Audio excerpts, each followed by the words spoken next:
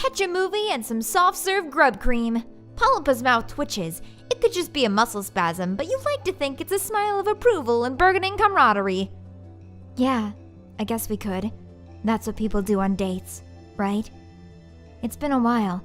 I haven't seen a movie in forever. Let's do it.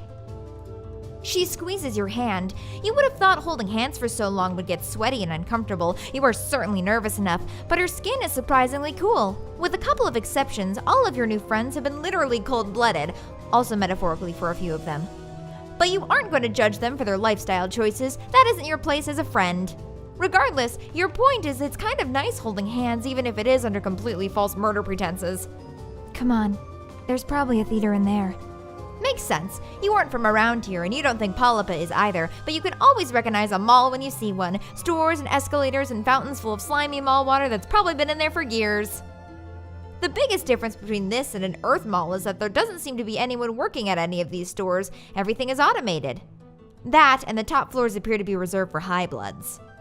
Polypa is still holding onto your hand. Gosh, it's like you really are on a date. This is very, very friendly. As far as you know, you have never been on a date with an assassin before.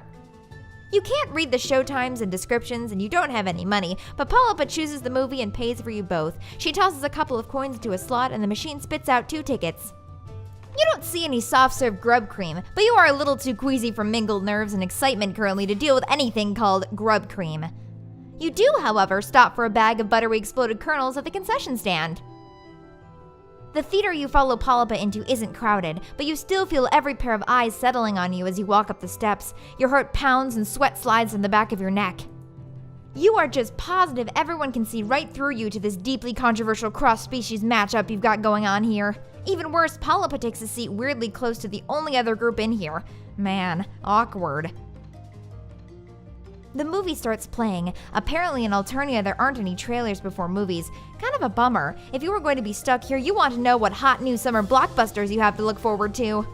Surprisingly, the movie turns out to be a romantic comedy. You expected Polypa to choose a thriller or a horror movie.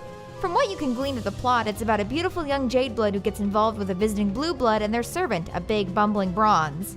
The portrayal of low blood strikes you as vaguely offensive. They grunt and fall down a lot.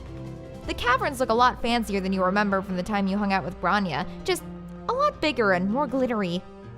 The main character spends a lot of time pulling a jeweled comb through her lustrous hair. The dialogue is kind of incoherent, and you don't just think it's because you're unfamiliar with the cultural context. It also doesn't help that Polypa keeps up a running commentary throughout. The ban on conversation has apparently been lifted. Ugh, I can't believe they added in the mistaken identity storyline. So unnecessary. Also, Black rom is so boring in comedies. There's just no punch to it. I can't believe how bad this is. I don't remember the book being this garbage, but I read it a long time ago. My taste may have just been worse back then. You are looking at her in a whole new light. She shrugs, possibly a little self-conscious. What? You think I've been an assassin since I pupated? I used to have a blog for relationship advice and stuff like that. Of course, I was just messing around. I didn't know anything beyond what I'd read online. 2 characters are kissing on screen. You have no idea who they are. You are way more interested in the fact that Polypa has decided to tell you her life story in the back of a movie theater. The deep blue light from the scene in the brooding caverns washes over her, making her look noble and sad. You are entranced.